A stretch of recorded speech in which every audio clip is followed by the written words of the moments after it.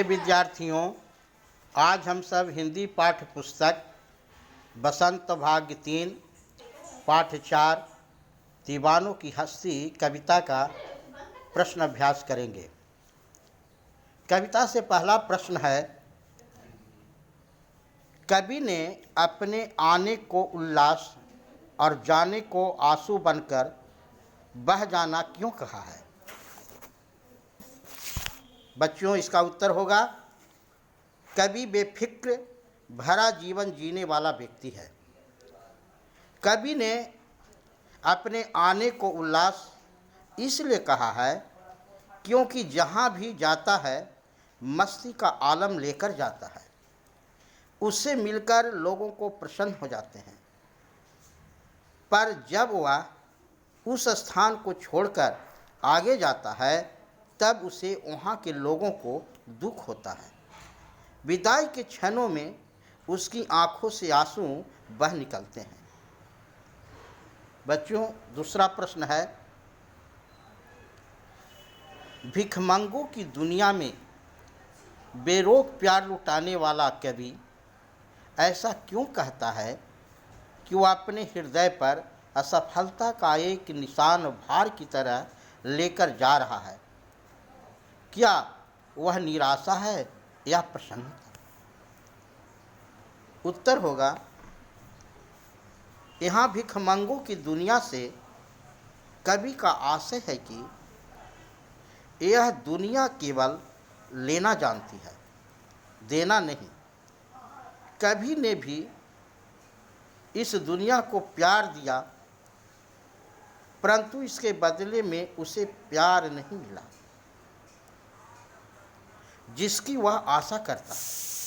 कवि निराश है। वह समझता है कि प्यार और खुशियाँ लोगों को जीवन में भरने में असफल रहा। दुनिया अभी भी सांसारिक विषयों में उलझी हुई है। इससे लगता है कि कवि निराश है। क्वेश्चन नंबर 3, कविता में ऐसी कौन सी बात है जो आपको सबसे अच्छी लगती?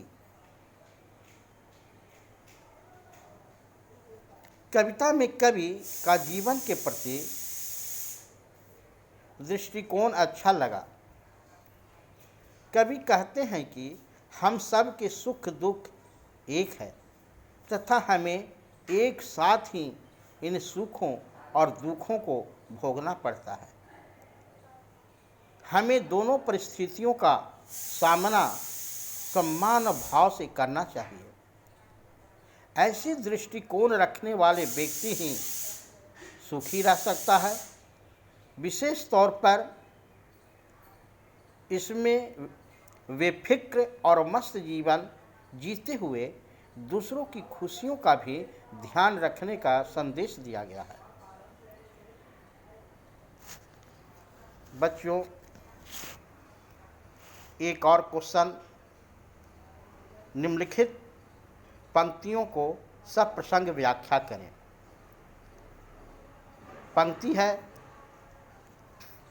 आए बनकर उल्लास से भी आंसू बनकर वह चले अभी, सब कहते ही रह गए अरे तुम कैसे आए कहाँ चले। इसका उत्तर होगा, प्रस्तुत पंक्तियाँ हमारी पाठ्य पुस्तक बसंत भाग 3 पाठ 4 दीवानों की हस्ती कविता से उद्धृत है। इस कविता के कवि श्री भगवती चरण वर्मा हैं। इस कविता में कवि ने अपने प्रेममय हृदय को दर्शाया है। वे चारों ओर प्रेम बांटने का संदेश देते हैं। वे खुशियों के संचार करते हैं। प्रस्तुत पंक्तियाँ में कवि कहता है कि वह मन में उत्तम भावों की भांति कभी खुशी का संदेश तो कभी आँखों में बहता आंसू की तरह सब जगह फैल जाता है।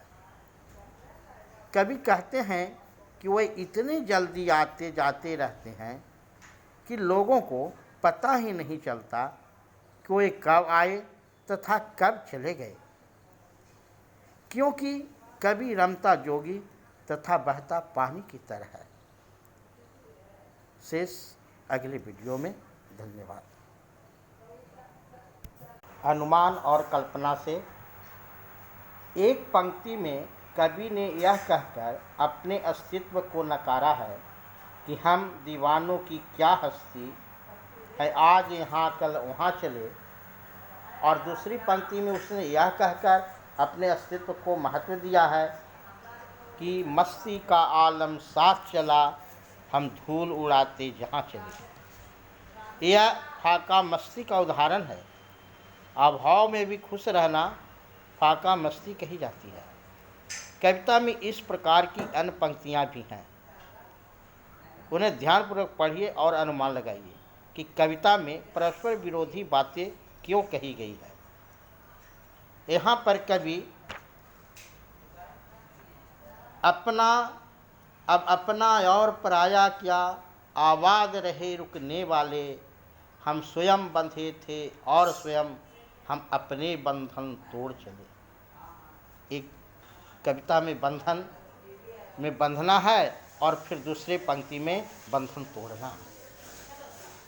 किस ओर चले यह मत पूछो, चलना है बस इसलिए चले, जग से उसका कुछ लिए चले, जग को अपना कुछ दिए चले।